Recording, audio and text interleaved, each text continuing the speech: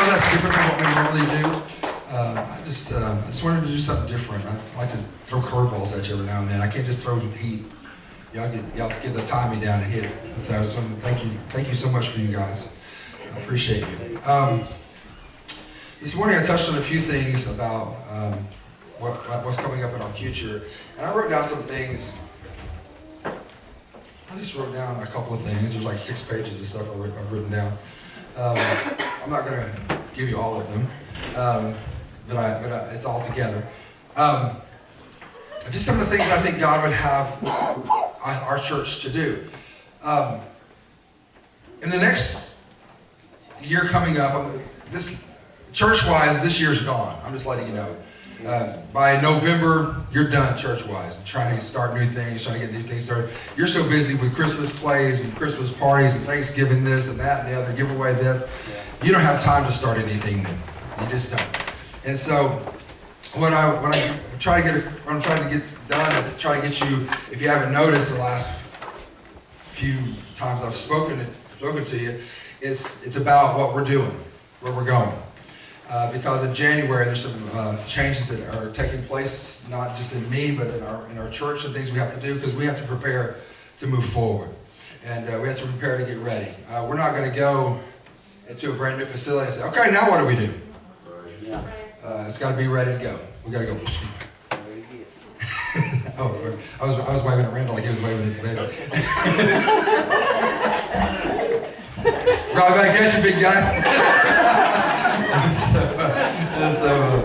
But we have to be ready to go. We have to be ready. We have to be prepared, ready to go, and get our feet on the ground. And you can't have a first impression the second time. What people see the first time is what they expect out of you, and you have one time to give them a first impression. And you say, well, all we need is the power of God. That's great, and I'm glad that we do have that. That's fantastic. But to have people, okay, how can I say this? People don't see your heart, they see you. People don't see your heart, they hear what you say. People don't see your heart, they see what they see on the outside. So the outside has to represent what's on the inside, right? And so I just threw a few things down and go and just be patient with me, and I'll try to get you out of here in a timely manner. But it's time for this church to catch the vision of the house. Or the house. Sorry.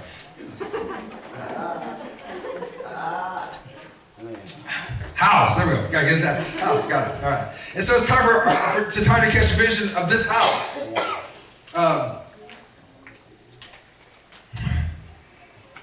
God has just been so hard on me in the last month, man. I'm telling you, and I say hard on me. He's preparing me. Because if He doesn't prepare me, I can't prepare you. And I've spent a lot of time up and crying and not sleeping well. And God is the process is hard to get the result that you want. What do you mean by that? This is what I mean by that. It's easy to walk across a stage with a diploma, and everybody goes, wow, that's so wonderful.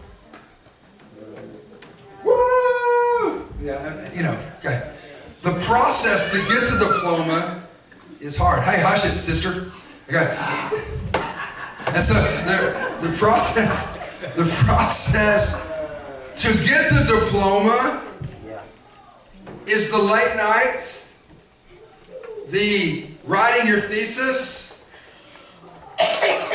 to get all these things done. That's the process, and the process is what takes the time and what takes the effort. The effort is not to walk across the stage and have somebody shake your hand with a picture. That's not the process. The process is the hard work put in to have the reward of what that process takes. That makes sense. So to catch the vision of the house, God has just been dealing with me in the process that it's just hard on me because I'm a nice guy. I just am. I know me, nice guy. Okay, my wife doesn't agree, but I am. She doesn't know. Okay, so I'm nice to her. Okay. And so it's hard, the process is hard, but I may be standing here, but God has already got me over there. And so the process of getting from here to there is hard and it's tedious and it's work. And it's sweat and it's crying and it's a struggle to get from where I'm comfortable to where God says, I don't care if you're comfortable or not, this is where I'm leading you to. Right. I don't want you to be comfortable, I want you to lead my people. That's hard for me. Because listen, I'm a church kid. It's easy to just go to church. Right. It's easy. Go to church, do your thing, hang out, leave, go eat. That's easy. The hard thing is to lead God's people from point A to point B, take a breath and go to point C on your way to point D. That's the hard part for me. It's hard it's a struggle to listen to the instruction of God and say, God, are you sure you really want to do that? Because I don't know about that. And I'm just wondering, I'm going to throw a couple of things at you. Like Abraham, he heard the promise, but could he really comprehend the magnitude of God's promise? Right. Abraham, get out of your mom and dad's house. Go to a land I'll show you. Yeah. Okay, let's do that. Abraham said, okay, let's do that. He had no idea where he was going. He just knew that God said, let's go. And so when I read the story and I find myself in the story and I go, okay, God, I really don't know where you're taking me. I just know you're taking me. And God, I really don't know how to lead this group to where you want us to go. But God, if you said, let's go this way, then I have to go that way. And how many of you have ever second guessed yourself? How many have ever third guessed yourself? How about fourth? Okay, and you just don't remember. You get to the point. You say, "Okay, God, was that me or was it the pizza? God, was it me or was it the meatloaf? God, was it me?" Because I had meatloaf today. And it's like right here. So if I belch, I apologize. But it was just kind of, it was delicious. But it's just like right here. Okay, but could he really understand what God was doing or where God was taking him? I don't think so. I don't think that Abraham really comprehended everything he would be going through to get where God would take him. I don't think he really understood when he would have to say, you're not my wife, you're my sister. I don't think he really understood when he had to take his 12-year-old son or 14 or 15-year-old son, whatever it was, and say, we're going to go sacrifice and God's going to provide. Yeah. I don't know if he really understood everything, but he trusted God, right? Right. So as a pastor, I read about Abraham and I read about Moses and I even read about Noah and I read about these guys and I think, these guys were just guys. They're just guys. That God called to go do something great. Listen, did he really understand the sacrifice, the cost, the journey? Did he really understand the process to be Abraham, the father?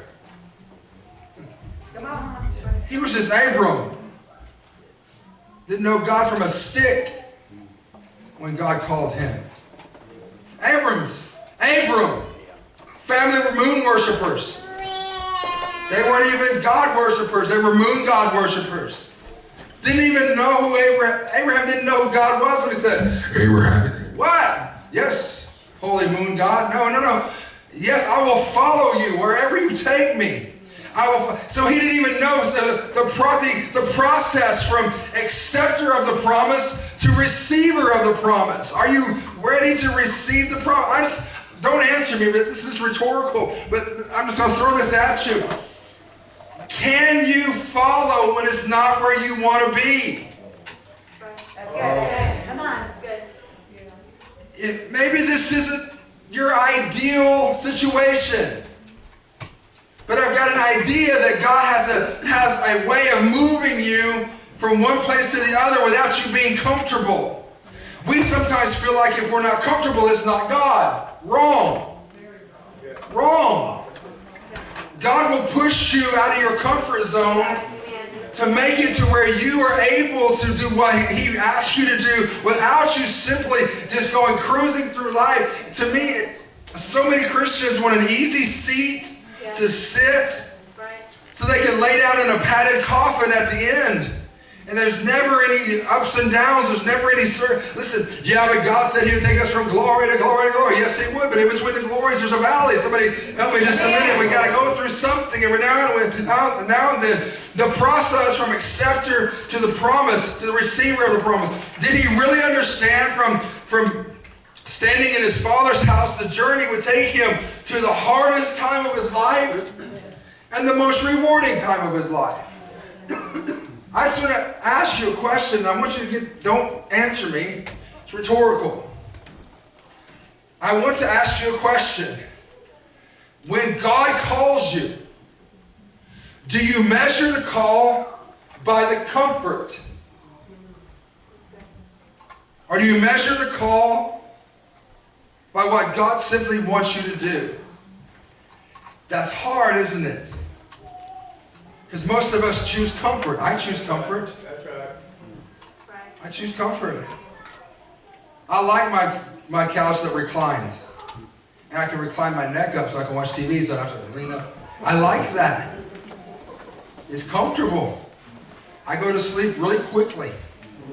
So did he really understand that the standing in his Father's house, did he understand it would be the hardest time of his life? To leave everything that he knew, to go somewhere he didn't know where he was going. Did he really understand that I'm leaving everything that I know to be true, to be faithful, to just be steady in my life, to move somewhere else? Can I just be honest and transparent with my church? It is very easy to stay where I know everybody, Come on. where I know your families, where I can walk through this building without a light switch on and not trip over anything because I've been here so long. I don't have to have a light. I'm not scared at night like my girls are to be at the church. It's scary. How's it scary? It's the house of the Lord. Anyway, and so, not my wife too. It's kind of creepy. And so, where I have a key that fits every door, it's very comforting to stay where I know everything has always been. It's safe. It's safe. I'm safe. Brother Darrell, that office, my office now, has always been the office, well, I hadn't always, since 1980 something. It used to be in that corner, but that's anything here and there. But since 1980 something, that office has been back to the nursery. We cut it in half, but it's always been there. The bathrooms have always been there, except for when you had to go across the stage. But that's another time. Since 1980, whatever, 2, 3, whatever, since we built that on, it's very comforting. I walk in, I know where the bathrooms are at. I know which door are the men's, which door is the women's. I know. Why? Because it's so comfortable. I know. I don't even have to. I can tell by the lump in the floor by which classroom I'm in the back. Don't have to have a light. You can tell by the heel. Okay? Got it. Understand. You have to understand how difficult it is for me to go, you know what, God? I'm leaving my comfort. And I'm following after you. I'm leaving my mother and father's house where I know where everything is at. My spiritual mothers and fathers were here. I'm leaving everything that I know to be easy and I know to be simple. Y'all just hang out with me, okay, for just a minute. Come on, brother. I know my spiritual mothers and fathers were here. And this is, I got saved at these altars, these very same altars. I know what it's like, okay? And it's comfortable and it's easy. But God didn't call me for easy and comfortable. I wish He had of. I'd love to be one of those pastors that makes about, 100 grand a year, plays golf 3 times a week. That'd be awesome. Has a full-time staff.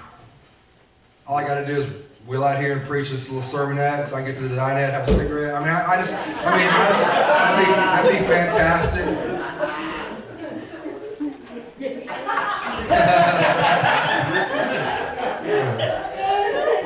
I didn't hear what you said, but it sure was fun.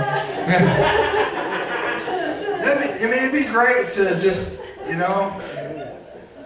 I was watching, Nan was watching one of those dumb shows she watches where people are buying homes that we can't even sniff the price tag. I don't know, they were buying their beach house or something, and some pastor was buying it, it's several millions of dollars, and I'm thinking, really, God?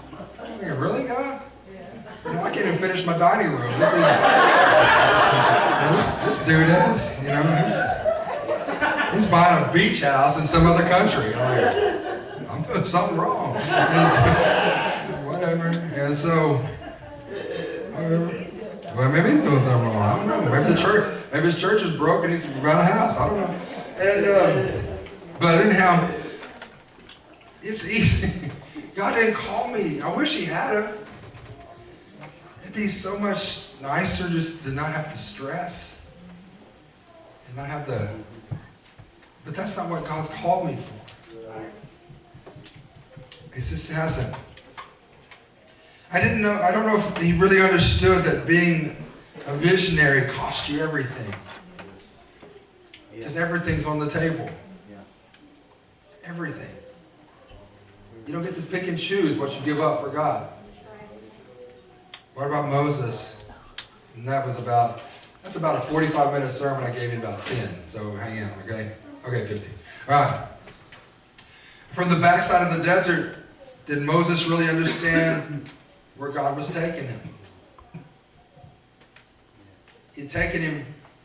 He'd gone from the palace to the backside of the desert and thought he'd spend the rest of his life on the backside of the desert. It's a long way to see from the desert to the promised land.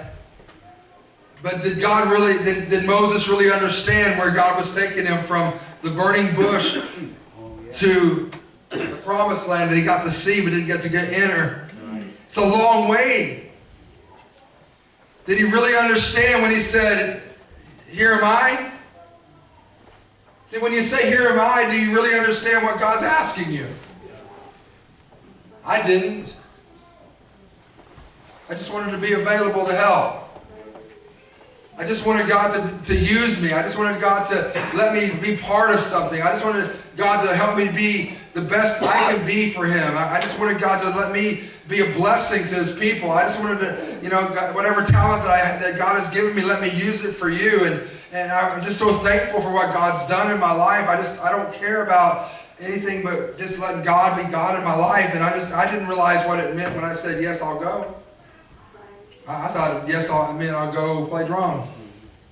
Yes, I'll go get ice. Yes, I'll set up chairs. I didn't have any aspirations of doing anything great. I just wanted God to do what God wanted to do. And so did I really know from my burning bush experience, yes, God, or whatever it is, I'll do it. You better be careful what you say. Right. Because God doesn't kid around with stuff like that. When God asks you, will you go, and you say yes, He expects you to go. He doesn't expect you to say, well, I didn't really mean there. I meant from this seat to that seat. I didn't really mean to go and do something great. It's a long way. So this is from your point of calling and vision to the end result. It takes a process. You'll have to accept the promised call. You have to accept the promised call. You have to stand when others fall. I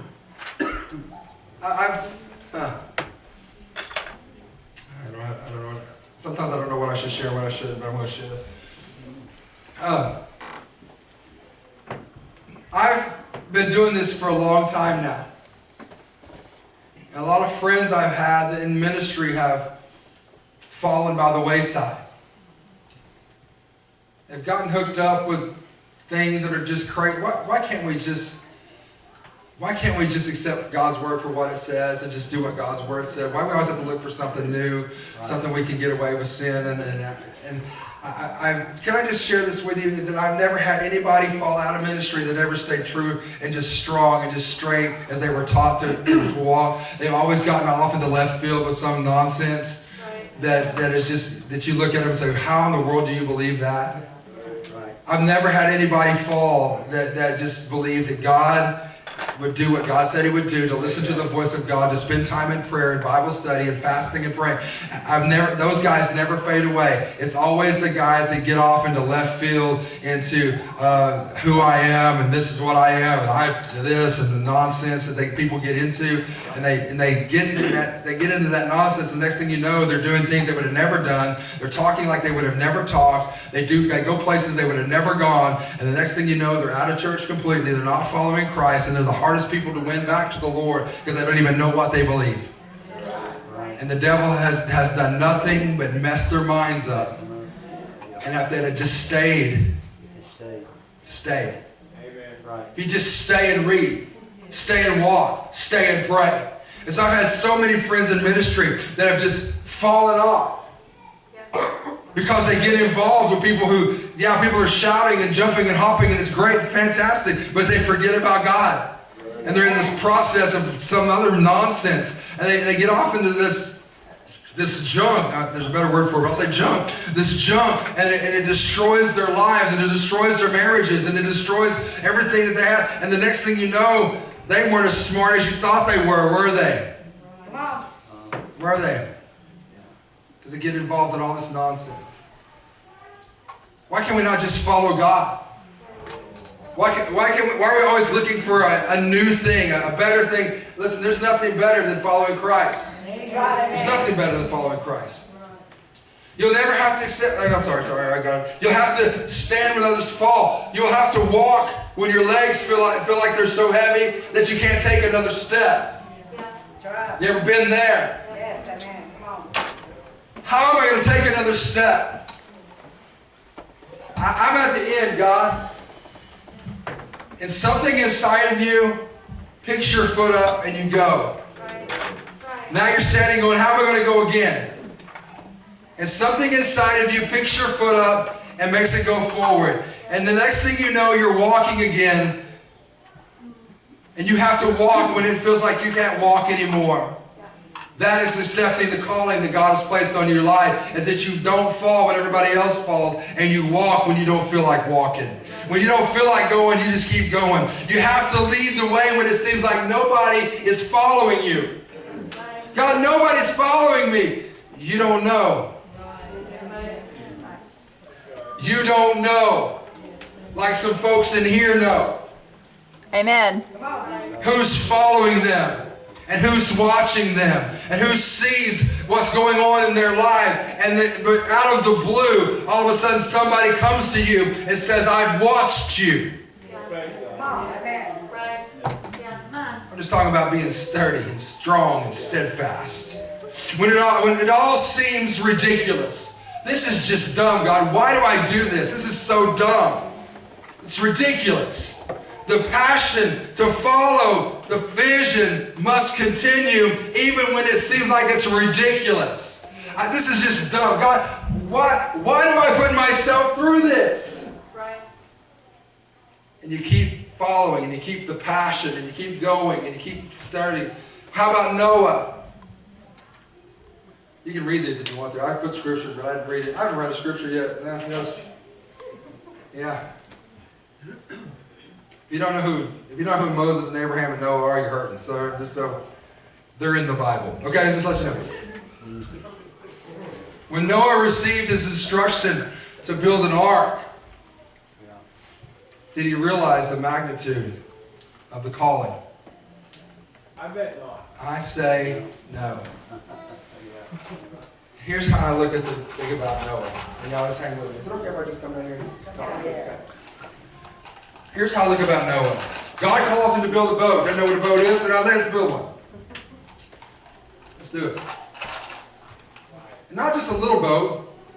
Football field and a half boat. That's right. Amen. It's a pretty good undertaking. Yeah. But just hear me. Everything. No skill saw. That's right. That's right. No miter saw, no nothing. That's why I had to put the outside with pitch and cover all those cracks up. Okay. And so, listen, think about this. Everything in the world was like normal while he's building the boat. Things are going on just like they always had. He tells them that God's going to flood the earth, and they say, whatever. So for the entire time he's building the boat, nothing in the world changes. You with me? They're marrying, giving in marriage. They're evil continually. They're living life. They're doing whatever God has called them to do. They're just going through motions of life. They're going to work. They're coming home. They're having kids. They're raising kids. They're marrying them off. They're having grandkids. They're just going through life. They're going to school. They're just going through life. That's what Jesus said, as in the days of Noah were. Such as the coming of the Son of Man be. I think it actually says in the King James, Noe, but we'll go with Noah. And so, think about what the calling of God was for Noah. Noah, build this boat, I'm going to destroy the earth, but nothing was changing. And think about yourself tonight. The calling that God has placed in your life to win the lost and to do whatever we can to tell the dying of humanity about Jesus Christ. And while we're doing that, it seems like it's getting worse and worse and worse.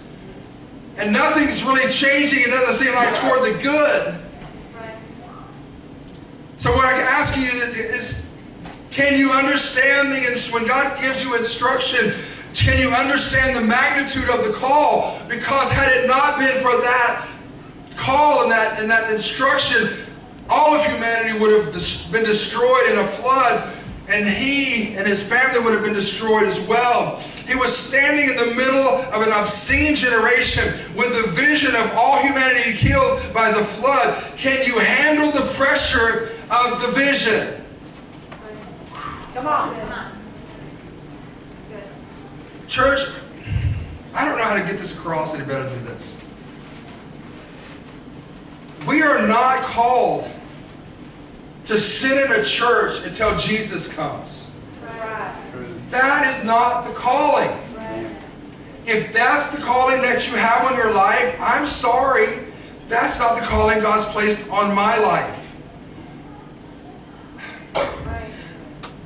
I wish I could just share with you everything, but God just has held me back for about 5-6 years of everything, because it's just, I don't know. Some things that I have in my spirit I can't share with you right now. But I will share with when it's the time and the opportunity presents itself. But God just said, no, not yet, not yet, not yet. It's too much, too much, too much. And so I just like, okay, I'll hold on to it for just a minute. And I don't do that so same bat time, same bat channel, and you'll come back. It's not that. It's just I can't tell you everything right now that God has placed in my spirit. Listen, can you handle the pressure of your calling? And honey, I'll tell you, nobody understands the pressure like we understand the pressure of the calling of our lives that God has called us to. And the thing that is just this hard, and it's hard to see, that can you handle what God has given us to do? Church, look at me for a second. Look at me, look at my nose. Hear me. The pressure to win the lost souls of humanity is enormous. Amen. Yeah. Why? I'll tell you why. Number one, they don't think they need it. Okay? The world looks at you like you're judgmental and you're mental and you have things going on that you're stingy, you're, I don't know. The world looks at you almost like you're the enemy. Right. They do.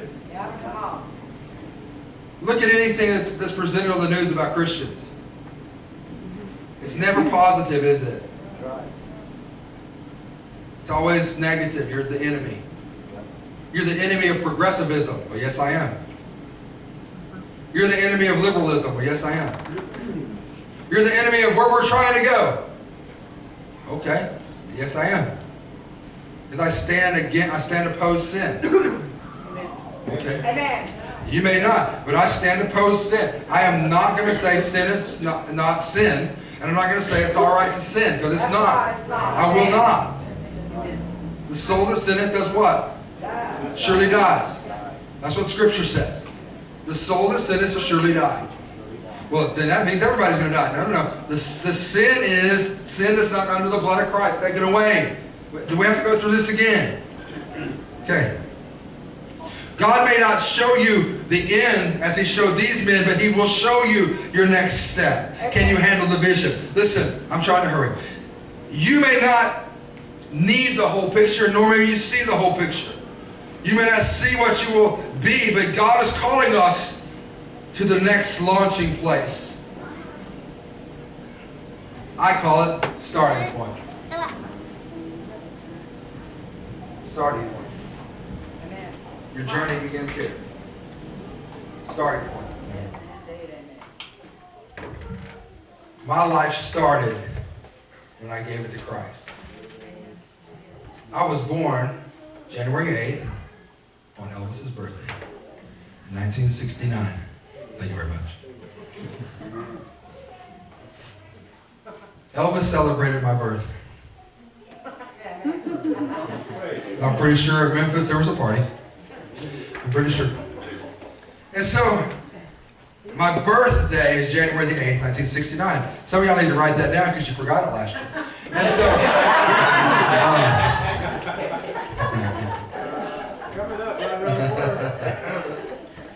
it's 2 weeks after Christmas. It's, you know, exactly 2 weeks after Christmas. Okay, so just let you know.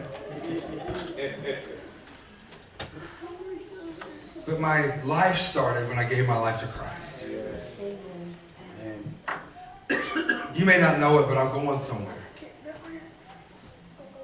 You may not like it, but I'm going somewhere. You listen, you may not like it, but I'll not settle for what you'll settle for. Just won't. Just won't. God's called me to greater. God's called me to lead you to greater. To change your mind. Well, what does that even mean, change my mind to greater? I'll tell you what it means. Some of us have settled for so long just to be comfortable and ease through life. Never win a soul to Christ. We want to go to heaven and hear God say, "Well done, thy good and faithful servant." I don't know. A good and faithful servant does what the master asks. A good and faithful servant serves the master. And he told us to go out to all the world and preach the gospel to every creature. Right? Is that what he said? Okay. I'm just making sure that my Bible's not a trick Bible.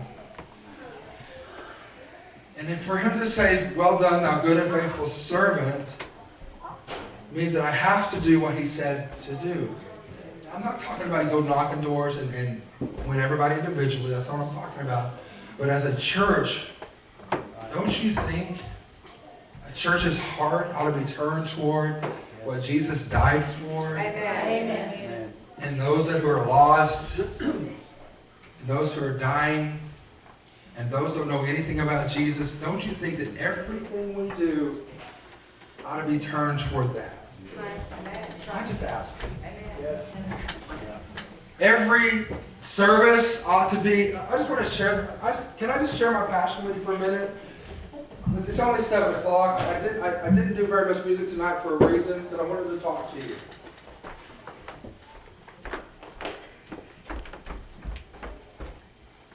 Can I just use Thomas as an example? I don't want to. Okay.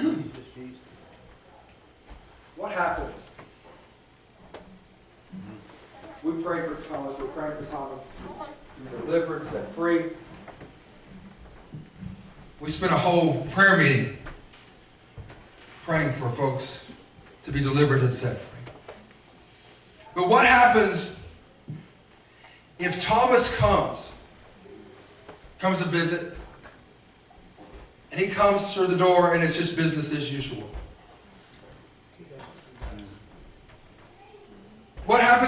business as usual. Hey, it's good to see you. High five, good to see you. Hugs next. But nothing has really changed in his life. Nothing is really demonstrated different. We're just going through our comfortable church stuff. I preach a message. We sing 3 songs. We give announcements of what we're going to do to stay busy. And then we leave and nothing in his life changes, Lisa. That keeps me up at night. David, he's your baby. You love him. He's your oldest son, your firstborn child. And he's important. And if he's not important to anybody else, I know he's important to you. Okay? So what happens if he comes and nothing's different? There's no emphasis on winning the lost. There's no emphasis on breaking demonic powers on people's lives. Yeah. There's no emphasis on that. It's just, what can I do when I get to church to give me a blessing? What can I don't want to go to church tonight because I don't get to do what I want to do. I don't want to go to church tonight because I'm tired. And I get that, guys. I really do. I get it. I understand that. I understand. We're human beings and we get tired. And just be honest, sometimes we don't want to go to church. I mean, just be honest. Okay? And we just don't. And then we drag our tails in here and then we feel better when we do. But just getting off the couch, right? Okay, something happened. Okay, and so, but what happens if there's not an emphasis on that and nothing changes in Thomas's life? And Thomas, if you're watching, I love you. I'm just using you for an example. What happens? I didn't think about him watching. Love you. Okay. What happens? But what happens if Thomas comes and visits his mom and dad, who love him dearly? He comes and visits his mom and dad, and he comes to church, and there's somebody that really cares in the parking lot. Say, man, it's sure good to see you. Amen. Come on. Okay, now, first of all, that wall has to come down a little bit because no one's talking about me. They're glad I'm here. The doors are open and there's somebody saying, man, hey, it's good to see you. High five, man, it's good to see you. Thanks for coming. Thanks for coming. He walks in, gets a bottle of water.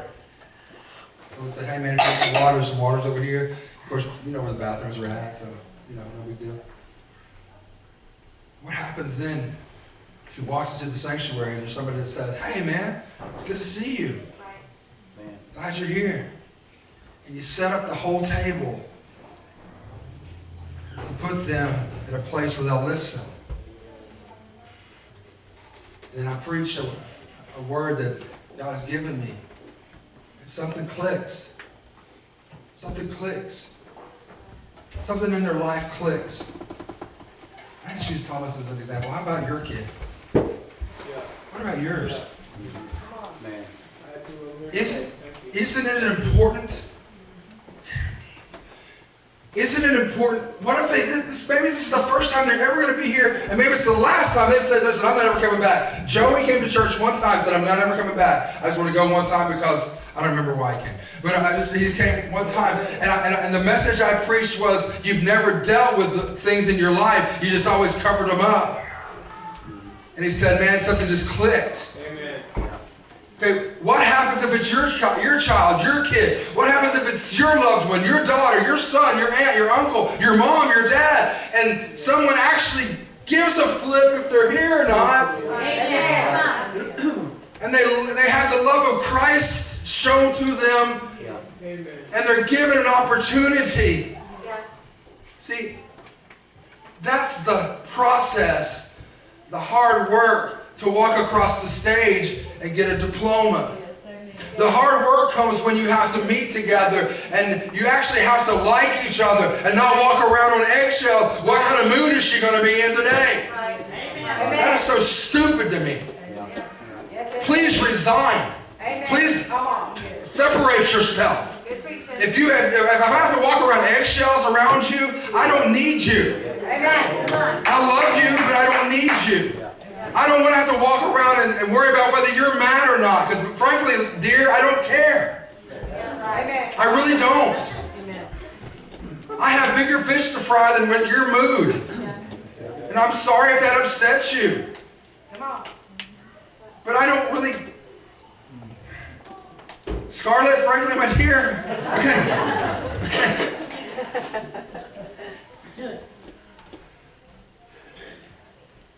I may not look like much, guys. But little's much when God's in it. You may not think much about my ministry, about the things that I preach, but God called me to here. Amen. He called me to here, just as He called you here. Yeah. God made me love my pastor when I didn't love him. Just like He made you love him and love me. I want you to understand something. I'm going to quit with this. I'm not called to the little. I'm called to the little, but I'm not called to the little. That makes sense? Yeah. Okay. That's not my passion and that's not my vision. I'm not a small thinker. I never wanted to get a job. I wanted to own the company.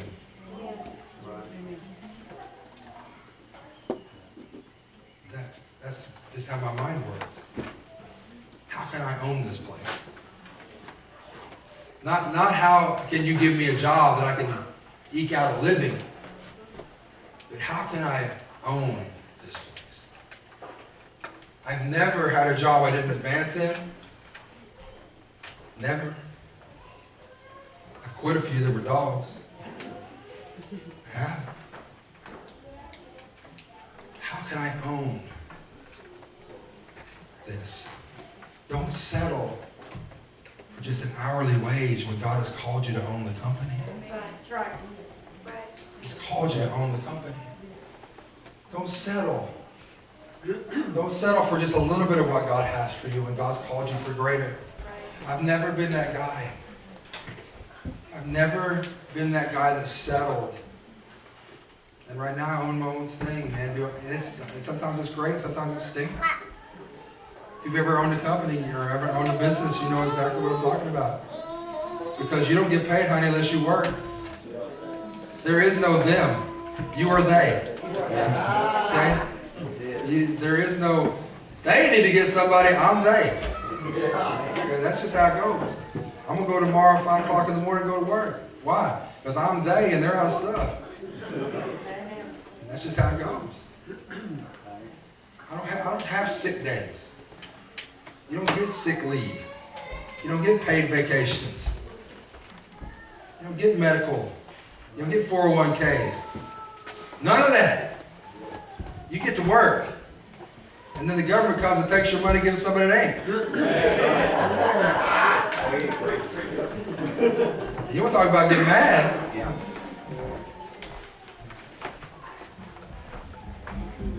By the grace of God, I've never been on food stamps and I've never worked at Walmart. But my life revolves around food stamps and Walmart. God's honest truth. God's honest truth. Y'all should have went with me yesterday to Walmart. I went last night about midnight. It is a eye-opening experience. Why? I'll tell you why. I don't know where these people come from. But about 11 o'clock at night, on the night before it flips over to the first, Walmart is packed with people. Why?